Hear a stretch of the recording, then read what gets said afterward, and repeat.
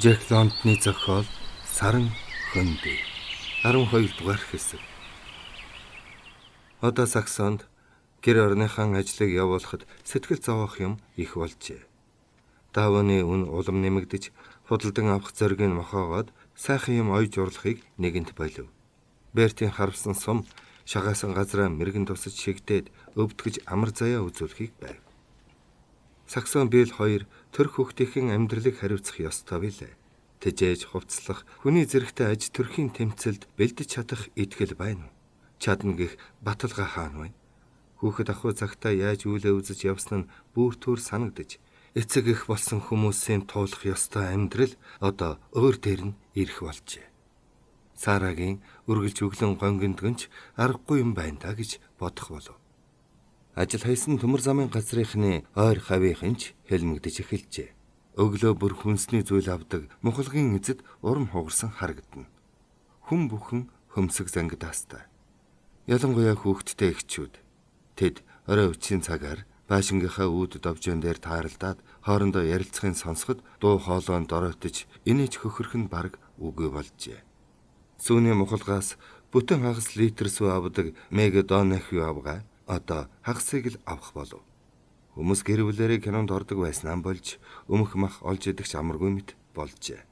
Тэднийхээс 3 байшингийн цаан суудаг Нора Дилений баасан гариг болгонд шин загас авдгаан болоод давсалсан сагамхай шилж биш ширвэж авах болов. Урд нь өдийн хоол, оройн хоолны хооронд зузаан тос түрхэж, дээр нь элсэн чихэр хийсэн том талх эдсээр гүйлдэн гарч ирдэг байсан улаабатарсан хазартай хүүхдүүд одоо элсэн чихэргүй, нэмхэн тос түргсэн жижигхэн талхтай гарч ирэх болов. Сөүлдээ бүр энэ заншлан чунтарч юу ч үгүй хоосон гарч ирэх хүүхдүүдийн тоо олширв. Зардлаа хоргодуулж хямагдах, илүү дутуу зарлагыг аль болохоор багасгах, нарийлах ирмэлцлэл газар сайгүй болж хүн бүхэн бухимдан уцаар болжээ. Авгай хөөхнүүд хоорондоо муудаж хэрэлдэх нь олширч хүүхдээ загнах нь ихсэв. Мэри Берт хоёр хэдэн өдөр дараалан хэрэлдсэнийг Саксон мэдлээ. Миний зовлонг Мэри даанч ойлгохгүй юм гэж Берт Саксонд хэлэхэд Саксон түүнийг ширтэн харснаа яагаад ч юм гинэт энэ залуу яах болдоо гэж дотроо айн зовсон ажээ. Хар нүдэнд нь ухаангүй явдлын гал уулалцах мэт санагдана.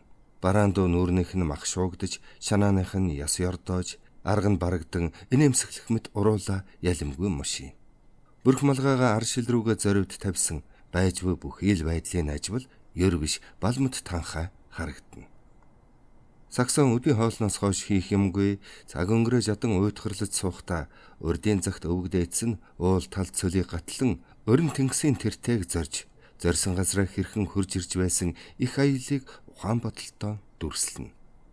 Бас байгаль ихтэй ойр дотн эгэл жирийн амьдралтай байсан амар жимэр тийм цагт ажилчны эвлэл хөрөнгөтнүүдийн нэгдэл гэсэн ойлголт хүнд ч байсангүй байжтэй гэж бодно. Хүмүүс зэрлэг ан амтан буюу малаасаа идэх махан олж айл болгон ногооны газартаа идэх ногоогоо тарьж хүн болгон мод төмрийн дарах хийдэг хувцхнараа өөрсдөө ойж бус даавууга хүртэл өөрсдийн гараар нэгтэг байсан гэж өвгөд хөгштийн ярьж байсныг нэхэн санана. Тэгээд жахрууга харахтаа юун тухай мөрөөдөн гуниглаж ямар учраас сангийн газраас авч хөдөө гарахын хүслэн болдог учрыг ойлгож байлаа. Хөдөө аж ахуйтан байх сайхан бололтой гэж Саксон бодно. Тэгтэл хүмүүс яагаад заавал хотод суух болоо юм бол урд нь хүн бүхэнд юм нь хүрэлцээтэй байсан байхад одоо яахлаараа хүрхэ болдог вэ? Яах гэж хүмүүс хоорондоо маргаж тэмцэж ажил хайна уу? Ажил олох гэхтэл энэ үү? Яахлаараа ажил нь хүн бүхэнд хүртгэ болдог байна. Өнөө өглөөхөн нэр усын хүртэл миний мэдих танил ойр хөрс суудаг хоёр хүнийг ажил руугаа явж байхад нь ажил хаялтад тасалдуулагч урвагч гээд ажил хайсан хүмүүсийг харсаар байтал зодож нүдлээ. Эхлээд хүүхдүүд тэднийг чулуугаар шидэж хүүхдийн амнаас гарамгүй муухай үгээр хашгиралтан загнав. Зодоон болж буй дуу шууганаар гар буута цагдаа нар хүрэлцэн ирэхэд ажил хаягчид гэр гертэ буюу баашингуудын хоорондох нарийнхан зай завсраар нуугдж байв. Нэг уруугчиг ухаан алттал зодсон тул эмнэлэгт хөргүүлж нөгөө нэгийн төмөр замын цагдаа нар хамгаалж явсаар ажил дээр нь хүргэж өгчээ. Довжин дээр хүүхэд тэрэн зогсож байсан Мегедоны хүү тэр урвагчийг элдэм уугаар харааж зөхөхөд Саксоны нүур шатах мэт болжээ. Зодоо яг эд дундаа явагдаж байхыг Мерседес эмгэн хөршайлийнхаа байшингийн довжин дээрээс хараад учир тайхан жуумалзан годамчинд болж буй бүхнийг сониучрахын ажиглаж хамраамаас харталзуулан байв. Эмгэн ийхүү тун жишимгүй сониучлан байгааг Саксон хараад гайхав. Хайр сэтгэлийн асуудалд их мэргэн тэр авгаагаас амьдралын энэ мэт асуудлын ухааныг тайлбарлуулах гэж Саксон түүн дээр очивол Мерседес эдийн засаг ба ажилчны асуудлаар гайхмаар хачин бодолтой мэдэгдэжээ. Айтайхан гар минь энэ үн шиг амарх юм хаан байх вэ? Хүмүүсийнхэнхтэй төрөлхийн тэнэг төрөөд болдог юм. Тун цөөнхөнд ухаан заяасан байдаг. Тэтэн ноён болдог. Хүнийг бурхан л ингэж бий болгосон гэж би санддаг. Өнөө өглөөний шиг ийм аимшигтай зодооныг бурхан яагаад зөвшөөрөх вүлээ? Мерседес инээмсэглэж. Бурхан иймэрхүү асуудлыг сонирхдаггүй байхаа. Өнөө өглөөний зодооныг мэдээч өгөө биз. Би бүр өгтлэн айгаад дотор хачи ивгүй болсон шүү. Гэтэл би таныг харсан. Та жүжиг үзэж байгаа юм шиг л хээвнэг хараа зогсож байсан. Тийм ээ, ястал нэг жүжиг байсан да. Юу гэнэ та яаж харсаар байтал хүн алж байхыг би чинь нүдэрээ бишгүй үтсэн хүн шүү дээ. Онцгой юм ёр байхгүй. Хүн бүгд өхнө. Тэнгүүдэл яагаад гэдгээ мэдэхгүй мал шиг өгдөг. Инээд хүрмээр. Биенээ банз бороохоо гараараа нүдэж, толгоогоо хагас зөхөж, яс булаацалдсан нохоо шиг биенээ химлэнэ. Булаацалдаж байгаа ажил нь үнэндээ бас л яс юм та. Эмэгтэй хүний мөр дээрээс юм уу? Үзэл санаа, алт, үлгэр домгийн очир алмаас эрдэнийн төлөө алалцаж байгаа бол бас учиртай. Тэд тэгдэг улс биш ээ. Өлсөдөл хотоодондоо юу хүн хийх гэж хоорондоо зодтолддог амьтад шүү дээ. Би таач учрыг ойлгохгүй юм гэж Саксон гараа бацлан шивнэ. Мэдхгүй зовлон, мэдхийн хөслөн хоёрт Саксон хэлмэгдэх шиг. Учрыг олж ядаад байх юмгүй. Гэгэн цагаан өдөр шиг тодорхой. Хизээд тэнэг ба ухаантай боол ба ноёд харц ард хан ван гэж байсан юм. Цаашдаа ч байх болно. Яагаад тэрв? Яагаад гэвэл харц ард байх ёстой. Харц ард уучраас л тэр. Нохой бөөс яагаад нохой бөөс байдгийм гэсэн үг. Саксон толгойгоо зөвхөрсөн байдалтай сэгсрэв. Хонгор минь би тань тайлбарлаж өглөө. Үүнээс илүү тодорхой хариу өгөх гэж энэ дэлхийд байхгүй. Та яагаад өөр хүнтэй суулгүй? Чухам энэ хүнтэй суусан гэж бодно уу? Яагаад гэвэл энэ хүн чинь танд бусдаас илүү сайхан санагдсан. Энэ бас яагаад гэж юу? Сайхан санагдсан хэрэг яагаад гал түлдэг, жавар хайрдаг вүлээ? Яагаад тэнэг, цэцэн, эзэм, боол, хөрөнгөтөн ажилчин гэж байдгийм? Яагаад хар байдгийм? Та энэ асуултуудад хариу өгч чадвал бүхнийг хариулж чадна. Хүмүүс ажиллахыг хүсэж, хөдөлмөрөө шударгаар үнэлүүлэхийг л хүсэж байгаа атлаа өлсгөд хөрнө гэдэг зүйн хэрэг гэж юу? Энэ бол бас чулуу ноцдоггүй. Тэнгисийн элсэн жихэр биш. Зангуу хатгадаг, ус нойтон, утаа хөөрдөг, юмс ойчдаг гэдгээс өөрцгүй зүйл шүү дээ. Бодит байдлыг ийм маягаар тайлбарлахад Саксон итгэсэнгүй. Нөгөө хэлэхэд Мерседесийн ярьсан юмны цаад учрыг нь ойлгосонгүй. Ер нь утга учиргүй дими юм яриад байх шиг санагджээ. Тэгвэл манад эрхчлөө тусгаар тогтнолч байхгүй болж байна. Хүмүүс эрхтэгш биш. Тэгэхээр миний хүүхэд баян хүний хүүхэд чиг амьдрах эрхгүй байх нэ гэж Саксон уйхлан дуулав. Тэгэлгүй яах вэ гэж Мерседес хариу хэлв. Саксон түүхийн сургамж, эцгийнхээ сэлмийг санаад арт түмэн манд бүгдээрээ эрхчлөөний төлөө тэгш байтал тусгаар тогтнолын төлөө тэмцсэн шүү дээ гэв. Ардчлал гэдэг чинь тэнгүүдээ мөрөөдөл айдахан гормын. Ардчлал гэдэг чинь шашин шиг худалж толгой маань сууруулсан зүйл.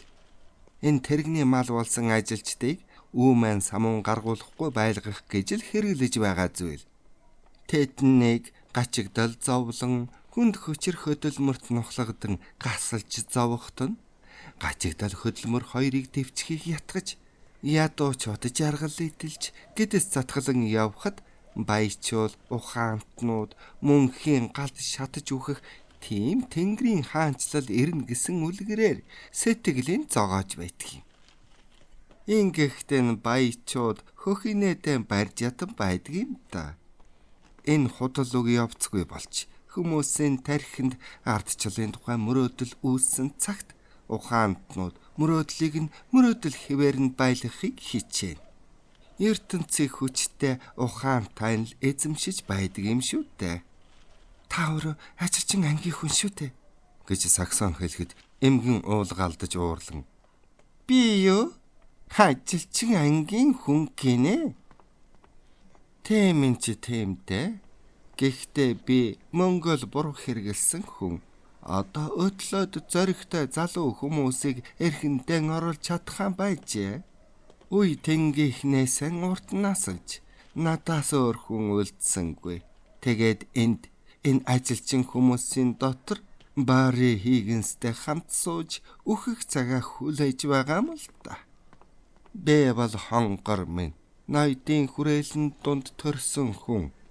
Насан туршдаа тэнгүүдийг гутлынхан улан дор дэвсэлж явсан хүн.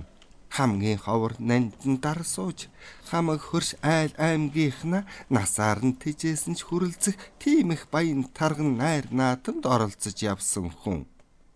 Дик Голден бит 2 Монте Карлод байхдаа ганц 7 хоногийн дотор 400 мянган франк үржигчл байсан юм да. Үннийг хэлэхэд тэр мөнгө тэрний их нэртэй боловч минийх л байсан юм. Энэ тэгхт байхдаа миний зүүж байсан эрдний чулууг худалдлаа гэхтэл миний нүдэн дээр турж өгч байсан түмэн айлын хүний амин дорх үнэтэй байсан юм. Саксон гайхширч та харангадаж өгч байх нь харж байсан мөртлөө тэдний төлөө юу ч хийгээгүй гэж юу? Би өөрийнхөө эрдэнсийг амнаалгүй яах вэ? Даанч яг тэр жил нэг Орос цэргийн дарга бүгдийг нь хулгайлчихсан юм. Яс таныг шаар шиг амтан байсан юм да. Та нар хүмүүсийг өгч байхад зүгээр л харж байсан хэрэггүй гэж Саксон дахин асуув. Тэр муусаа хүний тамтгууд чинь үхэж ялзраат өд хорхоо шиг үржиж байдгийг. Хонгор минь тэд чинь танаа эндхийн өөрсдөө адил тэнэг үр садаан тасралтгүй төрүүлж ноёдод боол бэлтгэж өгдөг энэ ажилчид чиг тийм л авах танаггүй хэрэггүй навшнууд шүү дээ. Орчин тойрныхон бодит үнэн байдлын тухай хинэгнээс үнэн магадтай тайлбар сонсхийг Саксон ихэд хүссэн боловч тэр амар хачин эмгнээс олигтой ухаалаг юм дуулалгүй, ер нь ямар ч олигтой хариу сонссонгүй үлджээ. Мерседесийн ярьж байсан олон зүйл нь түүний сэтгэлийг зовоож байсан бодлын л тоглоом байсныг Саксон одоо ойлголоо. Өдөр хоног өнгөрөх тусам төмөр замын газруудад гарсан ажил хаялт улам ноцтой аюултай болж байлаа.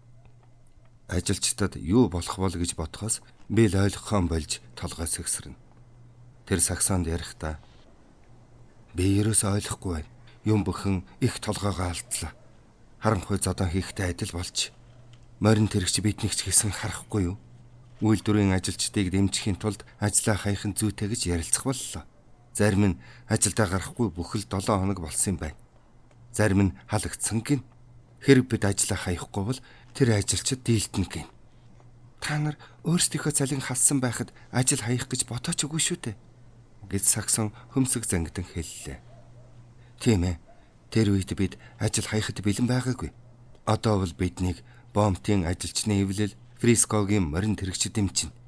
Гэхдээ одоохондоо ингэж л ярилцаж байгаагаас цаашгүй байна.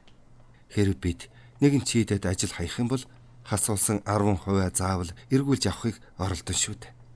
Гэтэл энэ муусан улс төрчдийн дотор нэг ч өөдтэй хүн байхгүй.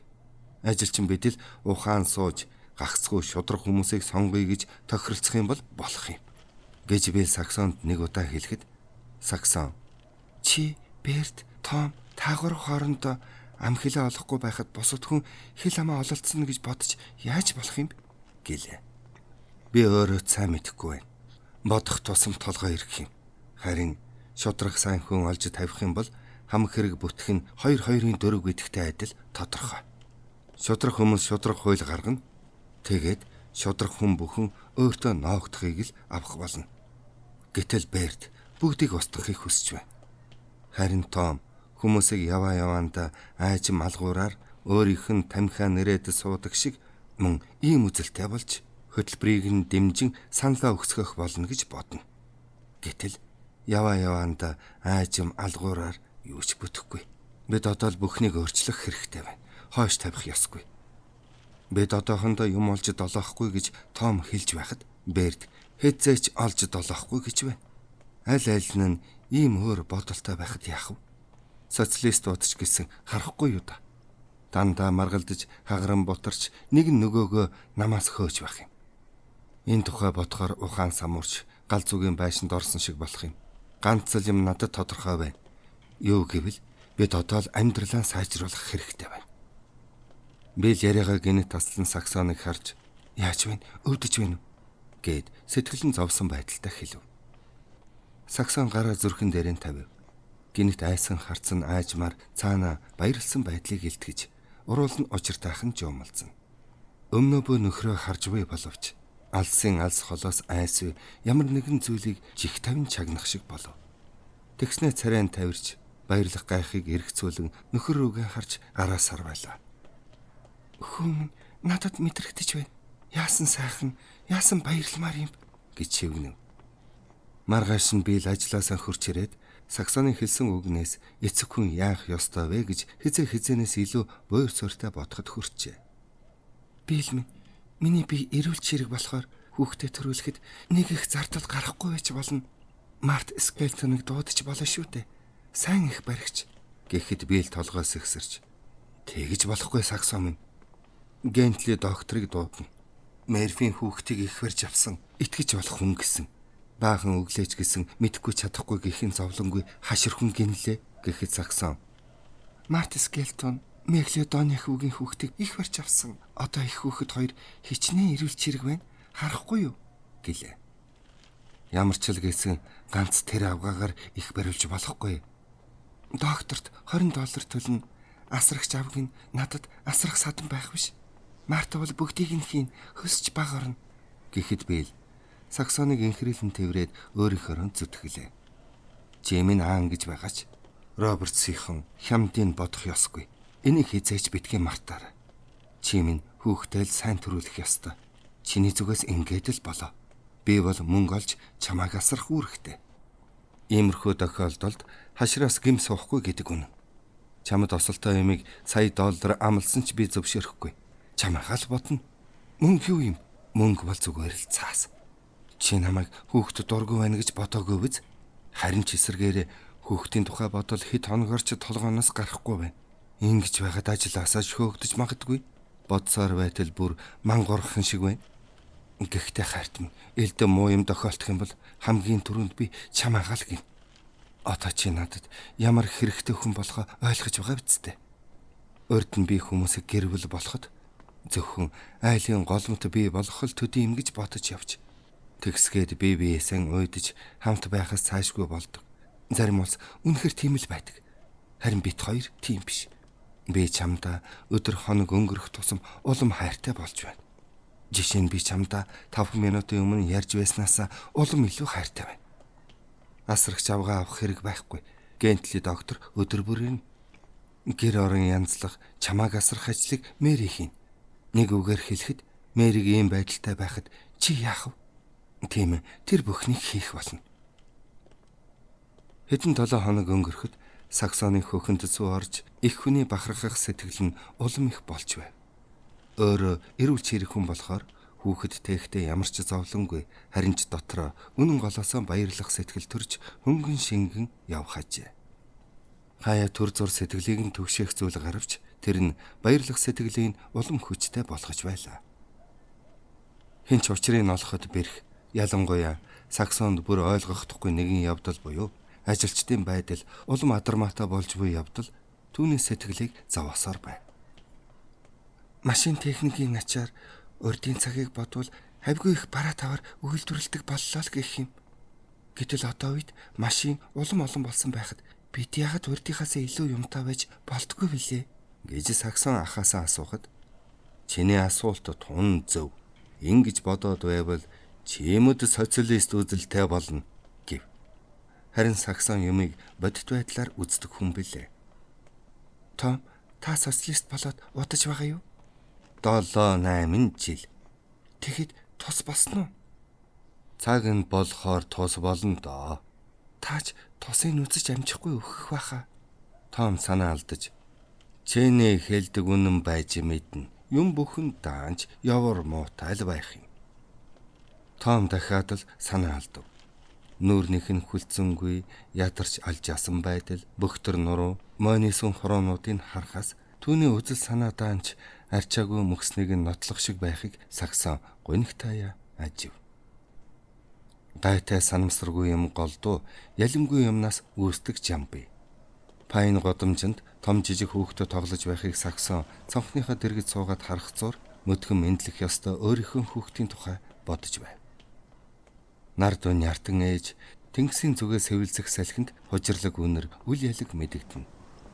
Гэнэт нэг хүүхэд 7 дугаар гудамжны зүг заалаа. Хүүхдүүд бүгд тоглоомоо орхиод тэр зүг харж хуруугаараа бас заацгаав. Тэгснээ хэдэн хэсэг болон бөөгнөрөв.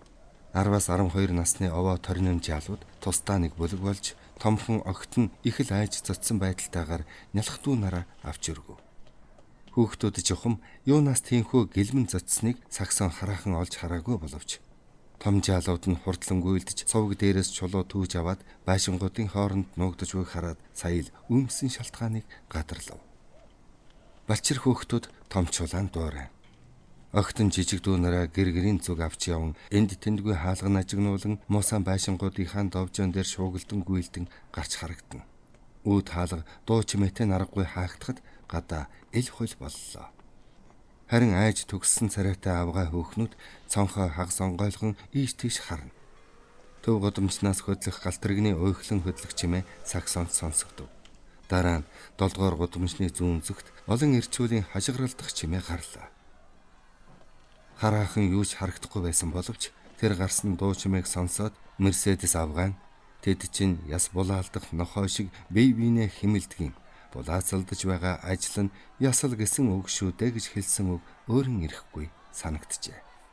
Хүмүүсийн хашгиралдах чимээ ойртоход Саксон цонхороо толгоогоо зохиулган харвал цагдаа тагнуул итгээдүүд 10 дурвагчийг хамгаалан дагалдаж явна. Тэд эдний байшинд байдаг гудамжны яг тэр талаар жагсан игнэж явх хагаад араас нь ажил хайсан 100 орчим ажилчин эмх замбраагүй хашгиралдан байн чулуу шөөрөн авч явна. Саксон ихэд зочин айж хамаг биеийн чичрэх янцтай болоход сэтгэл их догдолбол муу юм болно гэж бодоод биеэн барьж зоргион чангалав. Мерседес хийгэн савгаа тэднийг тогтаахан харах гэж өндөр давжаан дээрээс хандал тавьж суугаад жигтэйхэн тайван ажиглан харж эхэлсэн нь Саксоны бие барихад нилээд тус болов. Цагдаа нар гартаа бороохоо барьжээ. Тагнуулууд нь гар хоосоо юм шиг харагдана. Ажил хаягчид араас нь хараал тавин занаж зүгхээс хараахан хэтрэхгүй явж байсан боловч хүүхдүүд уг байдлыг хурдан өөрчлөхөд хүргэлээ. Олсен Аашим хоёрын байшингийн хоорондор явж байтал гинэт чулуу шидэж эхэлжээ. Ихэнх нь хөрөхгүй байсан боловч Саксоноос 20 алхмаас холгүй явсан нэг урагчийн толгойг онов. Тэр хүн говьж бүдэрч аваад хашааных нь хаалган дээр хурч ирмэгц халааснасаа буу гаргав. Нэг гараараа нүдрүүгэн урсах нүрнийхэн цусыг арчаад нөгөөгөр гохоо даран Аашимын байшин руу буудлаа. Тагнуул түүнийг дахин буудахаас өмнө гараас нь шүүрэн барьж чирэн яв. Ингэтэл ажил хаягчид улам чанга занан хашгиралдаж Саксон Мэги Дониху хоёрын байшингийн хоорондоос баахан чулуу мөндөр мэт бууж гарах нь тэр. Урагчид болон тэднийг хамгаалагчид зог тусан зогсож гар бууга гарган ирэв. Зодоонд мэргэсэн тэр хүмүүсийн нүүр царай дэлрэх шийдэмгий ширүүн догшин байдлыг харахад тэд цус урсгаж хүний амьд хөдлөхөөс сийхгүй улс болохыг Саксон даруй ойлгожээ. Тэдний удирдагч бололтой нэг хүн нарийн бүх малгайгаан авч халдсан толгойнхоо хөлсийг арчиж харагдав. Тэр бол бие томтой, бэлцгэр тарган харахаас нилээд болох хүн мэт бөгөөд янжуур зуусан байх ба хууз нь тамхины утаанд энд тэндгүй шарлжээ. Мөр онжуу нуруу бөхтөр хоёр мөр нь нил хаг болсныг сагсан ажиж амжжээ. Тагнуулуудын нэг нь нэг тийш заахад бусд нь инээлдэв. Тэгтэл 4 настай нэг жаал яагаад ч юм ихийнхэн хараанаас мултарч дааж ятан ахадмаар чулуу барьчихсан томчолын хилдэг чөтгөр алгадмар чөтгөр гэсэн үгийг давтан ууртаагаар чанга хашгирч нүүр нь улайчсан май хөлөн пазгнуулан ангийнхаа атаат дайснуудын зүг гүйж явна. Хүмүүс дооглон инээлдэхэд уур нь улам хүр бололтой. Тэр жаал пазгнан гүйж очоод гардах чулуугаан шитгэд тэр нөөрөөс нь 4-5 алхмын төдийд онов. Энэ бүхнийг сагсан түүнчлэн ялах хүүхдийн хойноос гүйж гарсан оолсон авгаач харжээ. Ажил хаягчдын дундаас гар буун дуу пас хийхэд сагсан цонхныхоо дор буй хүмүүс рүү харав.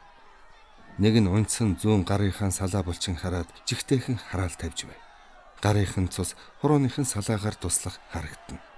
Сагсан хараад байх хэрэггүй гэж бодсон боловч дайчин баатарлаг өвөг дээдсийнх нь эрлэхэг зориг уламжлан үлдсэн бололтой. Эмэгтэй хүний аймхай байдалч үгүй болов. Тиймхүү намгүн байдаг гудамжинд гинэт үүссэн тулдааны явцад сагсан хөлхөнд гэдгээ мартаж янжуур татаж байсан тарган хүнтэй тохиолдсон явдлыг харамгц ажил хаягчид ба бусад бүх юмыг мартжээ. Тэр хүн яагаад ч юм толгоогоо хашааны шонгуудын хооронд хавчуулчихсан харагдана. Биеийн хашааны гадна унжиж өвдөг нь газар барах шүргэн. Бүрхэн малгай ноочиж халдсан толгой нь наранд гэлцэн. Зууж явсан янжуур нь чалга. Тэр хүн саксон руу хараад шонд хавчуулагдсан нэг гараараа ямар нэгэн дохио өгч нүдэ ирэмх мэт харагдах нь ам тэмцэн өвдөгтөө нүүр ам нь татуулцаж байсан хэрэг ажээ. Тэгтэл ганц хоёрхан хормын дараа Бертийн дуу гарчээ. Харвал манер Баашингийнхэн дэрэгдүр явган хүмүүсийн замаар гүйж араас нь ажил хаягч хэд хэдэн хүн дагалдангүй. Берт сүүлчийн могиканууд минь нааша эдэнд үзүүлээд өгье хэмээн хашгирч байна. Зүүн гартаа Йото, баруун гартаа буу барьж суман дууссан тул замгийн хоосон тажигнуулна. Берт гэнэт Йотогоо газар алдан зог тусаад саксоны зүг эргэснэ. Юу юугүй унахна гэтэл нүдэрмхийн зур эгслэн зогсож дайран ирэх урвагчийн нүүр рүү гар буугаан шидээд эр дорой салганан гуйвж өвдгөн нугарч эхлэхэд хар хүчээ шавхан хаалганы шонгоос баруун гараараа шүүрэн барьж газар суух гэж байгаа юм шиг аачмаар доошлон эхлэв. Энэ хооронд ажил хаягчид дэрэгдүр нь гүйлдэн өнгөрч байлаа. Үнэхээр хайр найргүй тулалдаан болов.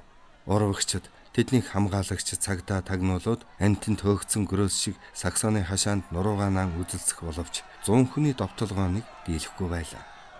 Мөн Йотог ялс хийж гар буу пасхийн томчлуу хоёр алхмын зайнаас нисэн хүний толгой хаг зохиж байв. Бертийн найз 6 сартай хүүхдийн эцэг Фрэнк Дэвис гэдэг залуу ажил хаялтад тасалдуулагч нэг хүний гэдсэнд гар буу тулган буутахыг сагсан харлаа.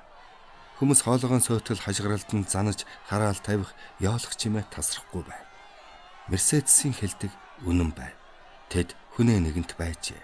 Яс булаалдан хэмлэлдэж, яснаас болж бие биеийн алж байгаа нь харагдана. Ажил гэдэг чинь яс гэж саксон дотроо дахин хэлэх бөгөөд хичнээн хүслээж гисэн цонхноосоо холдож чадалгүй яг л саавчин туссан мэд хаашаач хөдлөхгүй болжээ. Тархинч ажиллахыг болов. Хэлн үг хэлж чадахгүй татчих шиг нүднийх нь өмнөр кино тууз хачин хурдан жирэлзэн өнгөрөх мэт тэр аимшигт явдлуудыг дэмэл нүд дүрлэлгэн ширтэн суусаар байлаа. Тагнуул цагдаа ажилчдгээд тэд өгтхийн унцгаах нь харагдана. Ажил хаяхыг татгалзсан хүн чаргатай нэг хүн өрчөөлгүйн сүгдэн гуйхад нүүр нь үшгэлж байв. Түүнийг аргашаа саван унахад нэг ажилчин яаран хөрч очоод цээж рүү сумаа дуустал буудлаа. Өөр нэг татгалзагчийг багал зуурдан хашаан дэвгэр толгойгоор нь давуулж хаяад гар бууны бүксөөр нүүр рүү нүдэж гарав. Даанч хайр найргүй нүдэж байна. Саксоны таньдаг Честер Джонсон гэдэг ажилчин байж. Саксон хүнтэй сухын өмнө түүнтэй нэг биш удаа бүжиг хийж үзэхдээ зэгсэн зөөлөн бод сэтгэлтэй хүн шиг санагддаг байж. Нэг удаа Баасан гарагт хотын захиргааны байшинд концерт үзсний дараа тэр залуу саксоныг 2 өөр хүүхний хамт 13 дугаар гудамжинд дах жижиг ресторанд урьж оруулаад тэндээс нэг зоогийн газар орж нэг аяг шараа ариг уугаад гэр гертэ харж байсныг саксон саналаа. Гэтэл одоо чухам тэр хүн ийм байдалд орно гэхэд итгэх аргагүй. Гэнэт нөгөө бүдүүн тарган ир Толгой нь хашааны шон дундуур хавчуулгдсан гэхээр боловч сулгаараараа гар буугаан авч нүдээ махчин араатан мэт гялалзуулан бууныхаа амаг Честерийн бөөрөнд толгов. Саксон сүйд болох нь хэмээн дохио өгч хашгирахад залуу сонсоод эргэн хартал бүдүүн эр гохоод арав. Честер алгцсан нэг урвагчийн хүүрэн дээр үхэдхийн очлоо. Тинхүү сараалжин хашаан дээр 3 хүний хүүр үлдхэн тэр. Одоо Саксон юунд ч гайхаан болж ажил хаягчид хашаан дээгүүр нь даван орж ирээд хитэн бут цэцгийг нь дэвссэн Мерседес тэдний хоёр байшингийн хоорондор гүйлдэн орж байхад огтхон ч хэрд хийсэнгүй. Галт тэрэгний буудлын зүгээс пайн гудамжаар төмөр замын цагдаа тагнуулын анги гарч зам зуураа буу тавьсаар байв. Харин нөгөө талаас нь цагдаа нар пэгдүүрэн суусан машин хонхоо дуугаргасаар хөнгөн гарч ирэв. Ажилчид өрхөнд оржээ. Тэд гагцхүү байшингуудын хооронд урах заагаар орж тэндээсээ гарын байшингийн хашаагаар нэвтрэн зүхтгаас өөр гарцгүй ажээ. Гэтэл ганц гарц руу олоола шахалтан чихэлдэх тул олон хүнч гарч чадсангүй. 10-аад ажилчин Саксоны байшингийн довжоо хан хоёрын завсар хавчигдсныг цагдаа нар далимдуулан тэднийг зүгээр баривчлахыг бодолгүй. Харин улангассан тэр этгээдүүдийг бүгдийг нь буудан унаглаа. Тинхүү цуст яргалал болсны дараа Саксон балмагдж хагас ухаантай юм довжооныхан хэрэгсгээс барьсаар буу. Нөгөө тарган эрийг хоёр булиа цагдаа суллан гаргахыг оролдож байхад мөн л нүд ирмэн гараас авчин харагдана. Хашааны хаалганы нугас эвдэрсэн байв.